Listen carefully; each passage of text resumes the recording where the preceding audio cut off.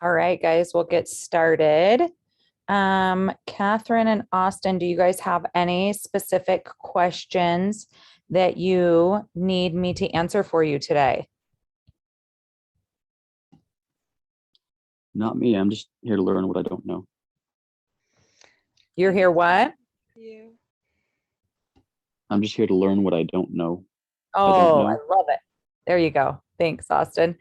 David, do you have any questions that I can answer for you today before we get things rolling? Not really. Just something that goes off the top of my head is like, I kind of suck at Docusign, and I find that depending on if I use it on my phone or my computer, the user interface is different, and I don't always have the same options. And like when I redo something on the case study, I'm not sure how to like delete a page out of the Docusign and or how to like fix stuff. So basically I have to redo everything, get all the fields signed in, filled in again, send it back to myself, re-sign. So as Okay, I'll show you. Yeah, I can show you. Don't ever do it on your phone. The phone does not align up the text fields.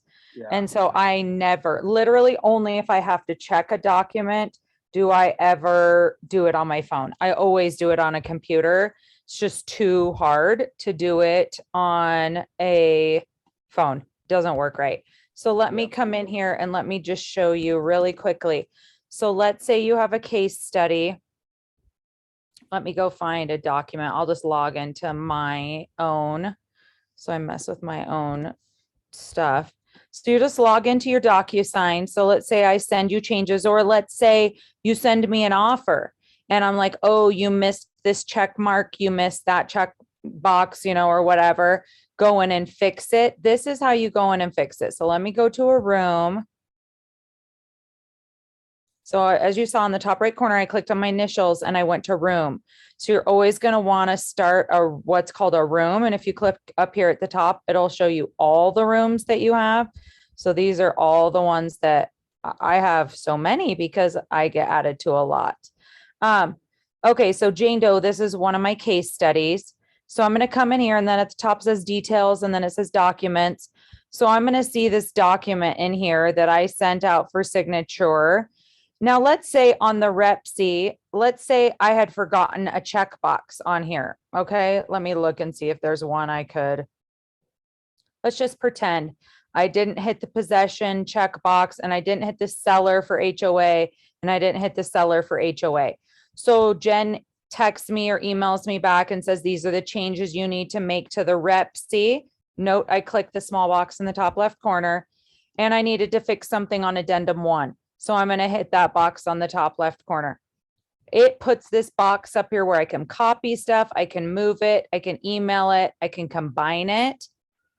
I can create an envelope. So I'm going to hit the pen and create an envelope because I need to fix those spots. There's nothing I needed to take out. If I needed to take it out, I'd have to go on the MLS and edit the document and re-sign it. But if I just miss something that can be added, I'm going to do room participants and I'm going to make myself the agent, make those changes. And I'll just label it and then I'll hit next in the top right corner.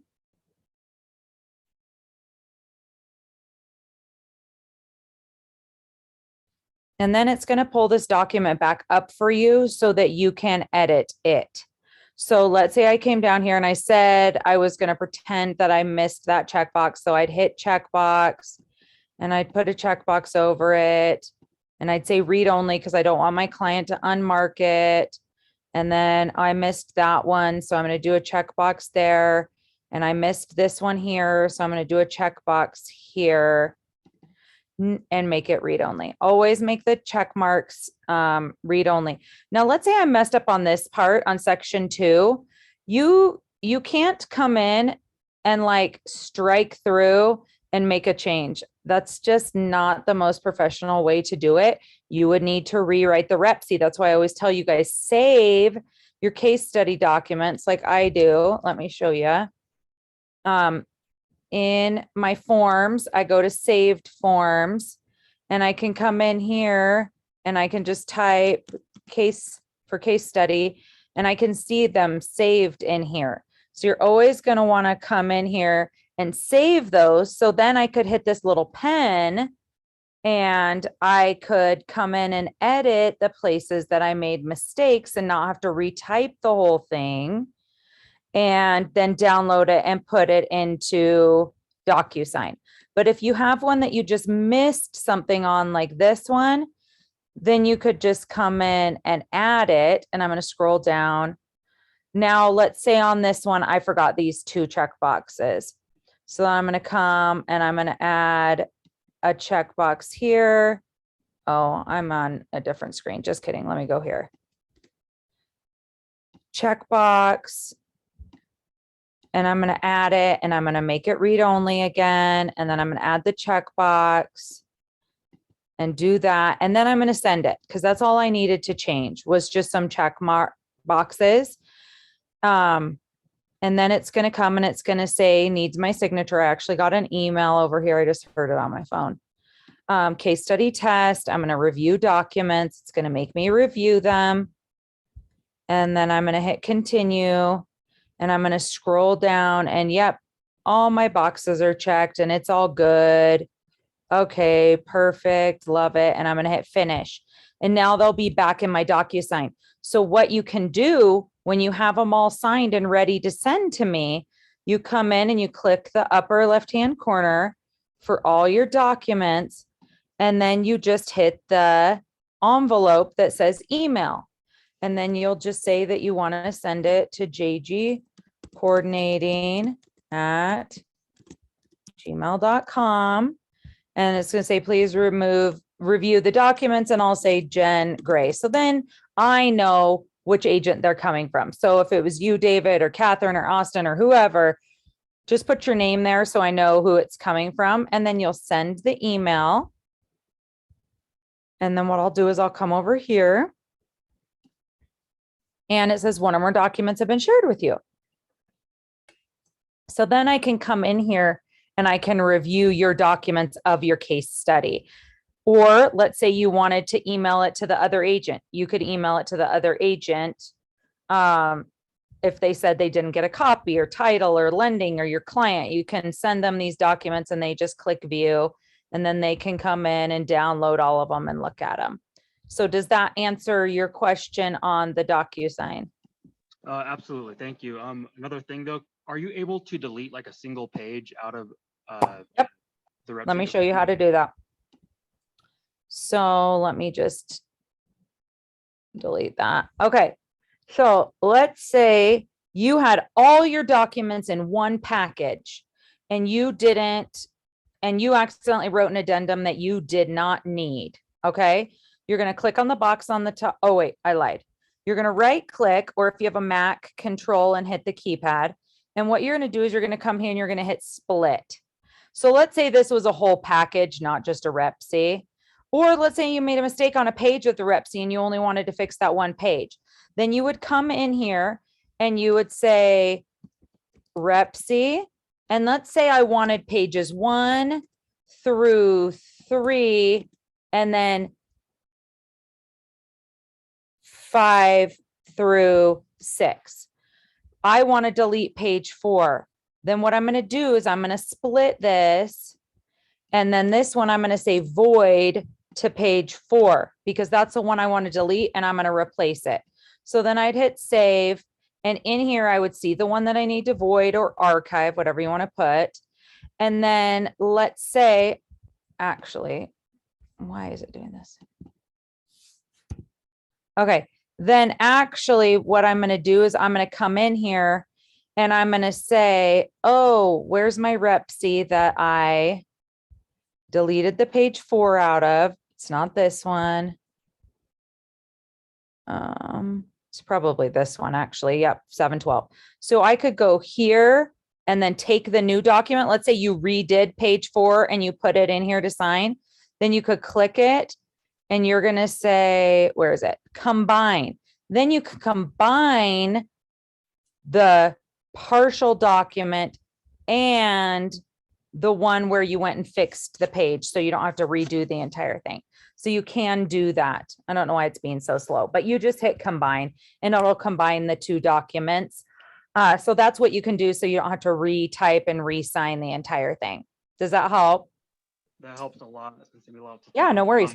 One more thing. What are the templates? Because like I see that it asks about them a lot, but I'm not sure what they are, what they're for. Okay, so if you have sent us your DocuSign and you have done a deal, then I've usually loaded templates into your DocuSign. If you come in here, like you saw, I clicked on my initials and I switched back to e-signature. If you hit on templates at the top, I've generally added all these templates to your file. Now, let me show you really quickly. I'm going to go back to rooms. If you haven't done a transaction yet, you do have some templates that automatically come with your account, but you have to enter your NRDS number. I've already done that for myself, but let me show you. It will ask you if you need to look it up and you can just say yes, it'll prompt you in here. But what I can do is I can click this plus that says add, and then I'm going to go to what it says is DocuSign forms. And I click on that, and this is where it would prompt you if you hadn't put your NRDS number in here. It would say you need to do your NRDS number, and there's a little line that says look up your NRDS number. You hit that, you enter the email address you used when you signed up with the state. And I think it's your last name, and then it gives you your NRDS number, and then you just go back and enter it. But all of these right here, this says KW Utah. These are all brokerage documents that are available to you as templates. These are Utah Association of Realtor forms, like addendums, cancellations, seller disclosures, everything's in here. And then these are Wasatch Front MLS forms specific to the MLS. So the MLS exclusion or the land listing input, the listing input permissions form. So these are all in here. So what you would do to use, like, let's say I needed one of the brokerage forms. It's the buyer disclosure and waiver for your protection. The BBA ERS addendum, that's one that has to get done a lot. And the for your protection, since they're not on the MLS. And I'm going to say add selected. And they're going to come in my room right here. And then what I'm going to do is I'm going to hit that box again in the top left corner, and I'm going to hit the pen mark because I want to sign both of these for my case study. And then what I'm going to do is I'm going to say recipient. You have to click pre-tagged roles for it to auto-populate. So I'm going to say that Jane Doe is my buyer, and I'm going to add selected, and then I'll just put my email address in here. So there's Jane Doe, and she needs to sign. And then what I'm going to do is I'm just going to hit next. You could put a subject line there in that email if you wanted to yourself, but you're just doing it for a case study. You don't need to. If it's a real deal, then you can. So then on here, you'll see it automatically put the initial and signature and date, but it also wants a date up here. So just drag that over. Then it's going to say Jane Doe, Jen Doe's Jen Gray's the agent. Now this is the older for your protection form. You could get the newer one off the brokerage website. On this one, your client has to mark, I am doing an inspection or I am not. The new one, you don't have to do that. But then there's the date signed, and then I just say send. So it auto populates these templates. And then I'll come over here and it says, please sign. And I'm going to hit review documents. Since I'm faking that I'm Jane Doe, it's just, I'm going to say start, and it's just going to send me to all the stuff where I need to sign. And then I'm going to say done. And this is exactly what it's like for your client to sign. That's why I always say when people are like, I don't know how to sign, like it literally is so easy to sign a DocuSign. You hit review, you hit start, and then you just click on all the spots. Does that help? Yep, that helps a ton. Thank you so much. Yeah. DocuSign's just a thing that you get to know more about as you're in it more. I mean, granted, these are things that I didn't know a long time ago. Like I could drag a box around a signature and a date and then copy and paste it on each page, and I don't have to re-enter it. Those are all just things you learn as you go through and use it. So it's just the learning curve. So we've got Austin, David, Catherine, Mari. Anybody else have any questions about current deals or case studies or anything? Had a quick question. Go ahead. I was just wondering what like specific contracts we're gonna need for case study 4 and 5, just to make sure I have them correctly?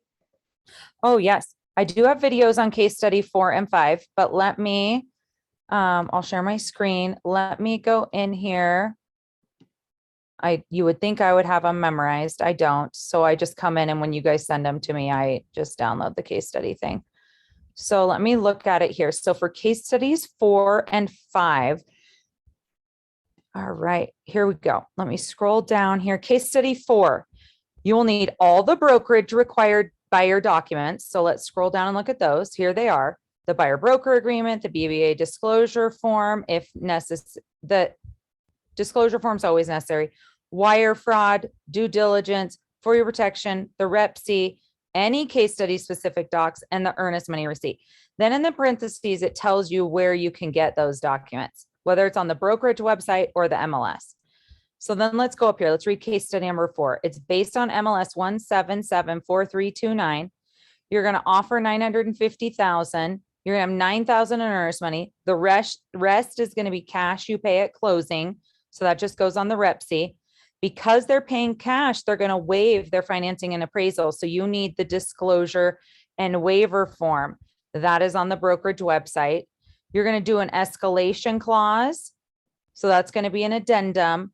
And then the seller needs a lease back for 50 days. That's another addendum. So you're going to need a Rep C and 2 addendums, the disclosure and waiver form, and then all of these documents here under the buyer checklist.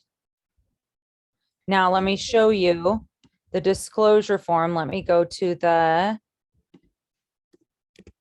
KW Westfield website. And if you go to agent resources and click on that, there's this box right here that says important documents. You just click that. The disclosure addendum to the ERS and BBA is here. Escrow instructions for if you are buying or you are selling. Now here's the disclosure and waiver form. You would just click on this and download it and drag it into your Docusign and add it as part of the packet. Now, this is 2 pages. If you were sending this to the client, you would want to split this and not send the instructions. But for a cash deal, they've waived earnest money protections. So they need to initial this box, and then they choose to waive their appraisal and their financing. So they'll initial those 2, and then they'll sign and date. This is just warning them of the things that they are waiving because of their cash offer. So you're going to add that in your packet.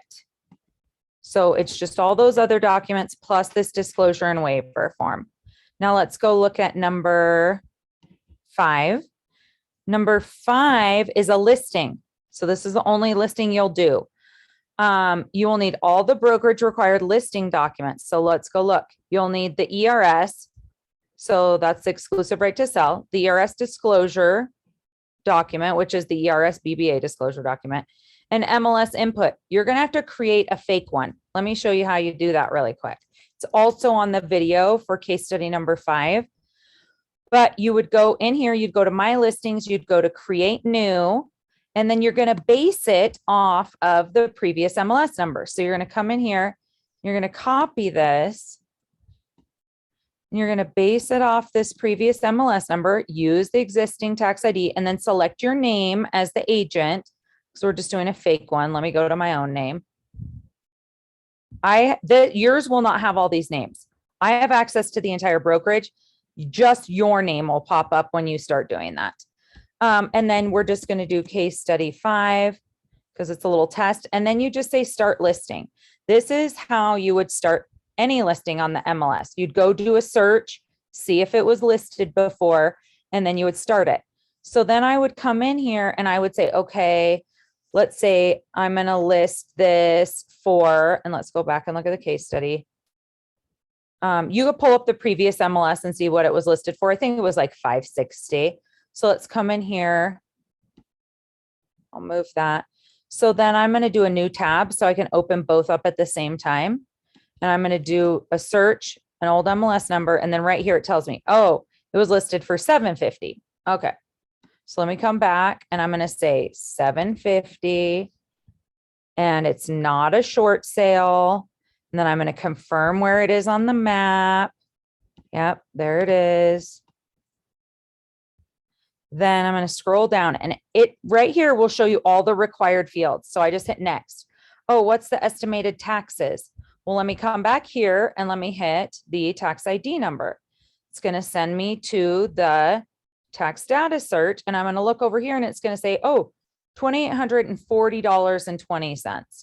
So I'm going to say 2,840. It is actually, this is a single family home that was split. But we're going to put that in the remarks. Then I'm going to scroll down here. I need the square footage, which is also on the tax data information. So it says that the basement is 1,350. So I'll come back over here. So that's one apartment is 1,350. And then as an agent, you're going to have to guesstimate what the main floor and this upper lofted area is. Well, right here, we have it broken down on the previous listing. So this is what the client gave us was $1,295. And then they said that the main floor was $1,361. And then they said that the county records were wrong and that the basement is only $1,261. So we'll fix that. Now, in my remarks, I'm always going to want to put down here in my agent remarks that all measurements are an estimate and buyer is to verify. That's your way of kind of, you know, you can add this square footage disclaimer. Were obtained from, and then I can just say seller. So they have clauses down here now. They didn't used to have these. From seller, buyers advised to obtain an independent measurement. Fair housing wording, you can add that if you want to. So these are just different things you can add. Anyhow, so we're going to then go to the next required field. When was my listing? When is the expiration date? I always like to do December 31st. Then what is the listing type? We used an ERS. It's not a dual or variable rate where commission is negotiable. The commission offered to the agent, maybe it's 2.5 and it's gross. And then possession is negotiable. And then when did your client sign the ERS? This is where you only have the 5 business days to get it on the MLS or you get a fine. So you fill all this out and we get it on the MLS within those 5 days. So here's this. And then what you're going to do when you are doing it for a case study is you're going to download the PDF and then you're going to drag it and drop it into Docusign. So this is what you do with any listing that you need your client to sign this MLS input. If you don't have a TC team like mine who does it for you, you'll just hit that download button and you're going to drag and drop this into Docusign and sign it with all your other docs. So that's how you do the MLS input. Let me come back here. Wire fraud, you've done that with your buyers. So you have that MLS active. Well, for this one, it's really going to be a sold because it's not really active, but you can download this and send it to me with your documents. And then any case study specific documents. So let's come over here. 5, it says you need all the brokerage required documents based on this MLS number. Once you notify us that all the required docs are in command, you will be sent 4 offers for this property. You will put them all into the opportunity in command and compare them. Email us the comparison. You will have to decide what the best offer is for your client to accept and then accept it. And then you will upload that into command. So 5 is a little bit different where I'm going to send you the offers and you're going to have to review the offers and you're going to have to say what the best offer is. Thank you so much. You're so welcome. Okay, Austin, you had a question. Question about complete contract / assignment. Should I select that the contract shall or shall not be assignable by buyer? I'm assuming shall is the way to go. Where is that on the Repsy? Is that on the that's on the commercial property. The commercial so it's a commercial yeah. property. It's not a residential multi-unit property. Right. It's a 32 unit. Okay, but it's commercial, not apartments. Yes, this one is. Okay, so yes, it's apartments, or yes, it's business space. It's apartments. Okay, then you don't use the commercial rep C. Still a residential rep C. So Even if it's 32 units? yeah, it's not Oh, commercial. okay. It's not commercial. It's residential property that people are going to rent from you. So it's not commercial. Commercial is when a business can rent it out and all of that. So you use Well, a business will be regular, renting it out though, because so the investor that I'm working with to buy it will be renting it out to people. yes, he will be renting it out to people, but it's not a commercial space where stores are going to be. It's I apartments see. where people are going to live. So that's your difference right there. So that one, what you're going to do on the buyer's name is you're going to write, most likely they're buying it in the name of an LLC or something. Yeah, I'm guessing it's your Jacob Salzar. Right. So you're going to put either Jacob Salzar or Salzar Homes LLC or assigns as the buyer. So that's all you have to do on an assignment is the person's name or their business's name or assigns. So that's what you do. And then if you assign it over, then you would fill out the assignment addendum. Okay. All right. Cool. So that's Thank you. what you do.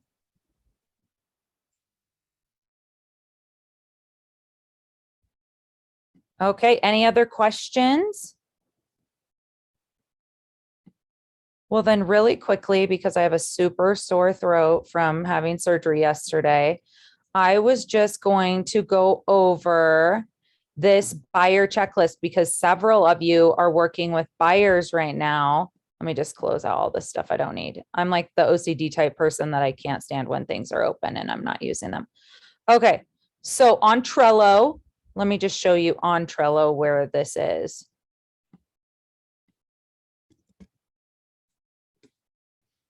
On Trello, if you come in here, there's the listing checklist and there's the buyer checklist. If you click on the buyer checklist and you say buyer checklist PDF, you just click on that. And then you say open in new tab and it's going to download at the bottom of your screen. And then it'll just open like this. So the things in green are the things that the agent needs to do. The things in red are the things that the TC team will do. You need to add your clients that are going to be buyers into Command. Then, oh, I thought you could, maybe I'm just not doing it right. I thought you could click this off, but you could print this out and then just check it off, put your client's name up here. You're going to prepare your buying presentation. You're going to prepare a buyer broker agreement. There's a video in ProU on how to fill out a buyer broker. You're going to send them the getting to know you form. So you can send your clients this link and have them, let's see here. Why is this not working? I don't know why my thing's not highlighting. Anyhow, it hates me right now. Normally you can highlight this and then you just open it. Then create the opportunity in Command. Here's how you do that. Send intro email and next steps like, hey, Susie and Dan, I'm so excited to get started in this process with you. I'm looking forward to meeting with you on Tuesday evening. Here's some things I'd just like you to look over. So you can send an intro email. Send Google Calendar invite for the appointment. If someone referred them, send them a thank you note and a gift card. Then after the appointment. So this is the initial buyer appointment. You get all this stuff ready. Then after the appointment, if your client hasn't already gone through the pre-approval process, you need to introduce them to IntroLend using the fast track button. Add the contacts to your MLS account, create a listing alert, share your KW mobile branded app, input the getting to know you information on their contact card in your Command, send a handwritten thank you card thanking them for the appointment, and add them to your birthday smart plan. Then update the stage in Command. There's just different phases in there. So move it from appointment to maybe active. They're an active buyer now. And then follow the offer checklist.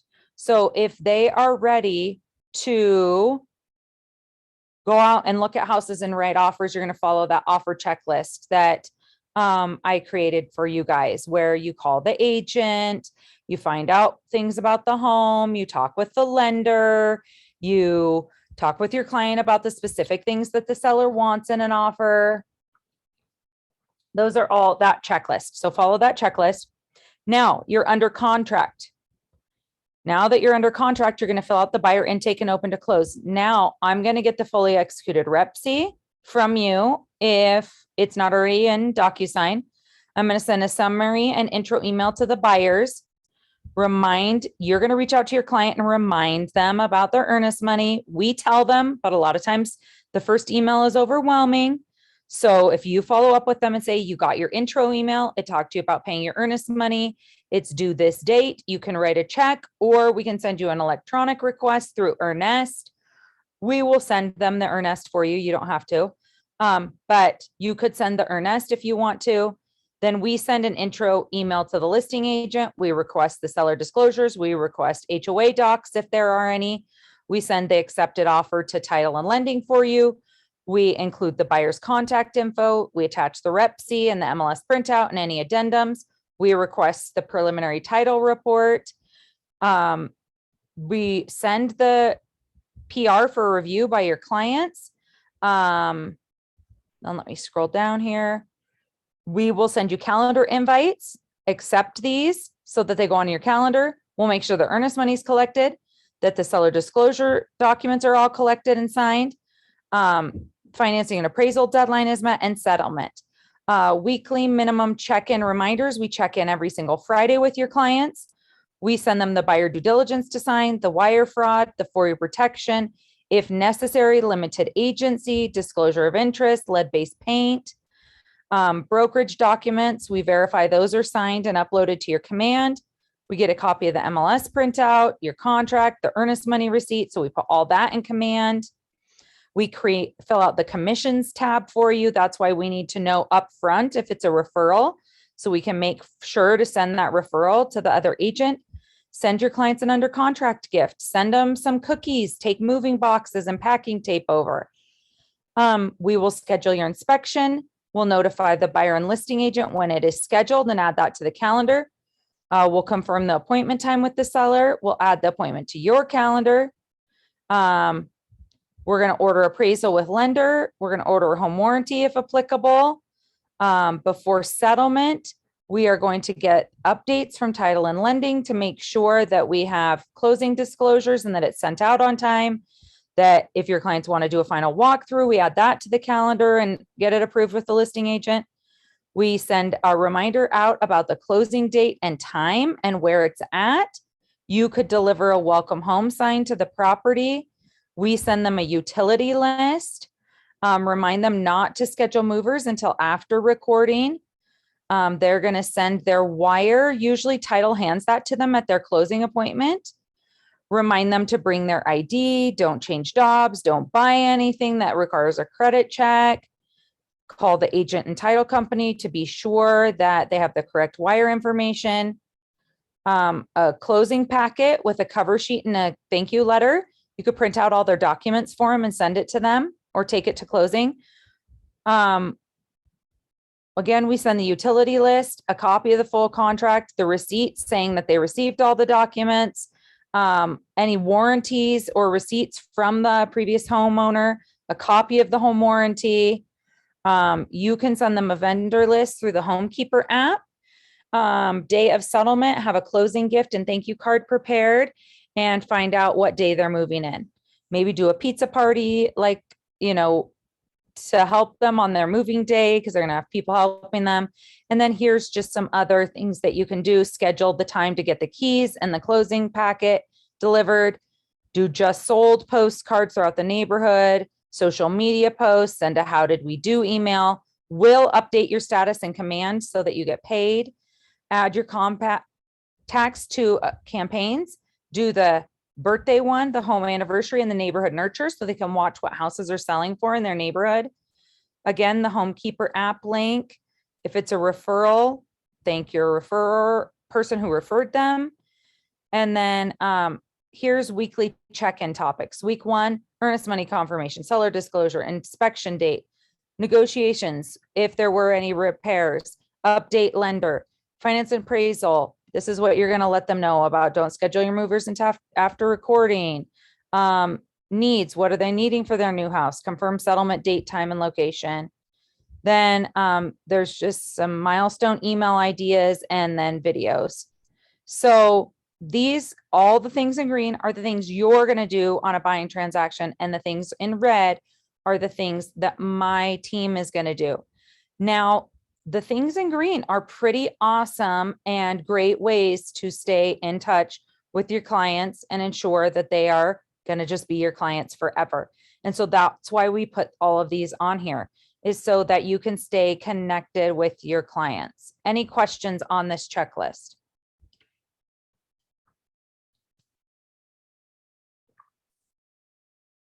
Sorry, my throat is burning on fire.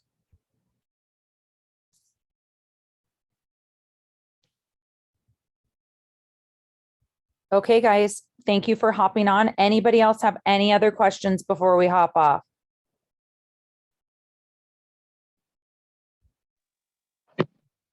Appreciate it, Jen. Thank you. You're so welcome, guys. You guys have a great day and reach out if you have any questions. Thank Right. you. Take care. See you guys. Thank you.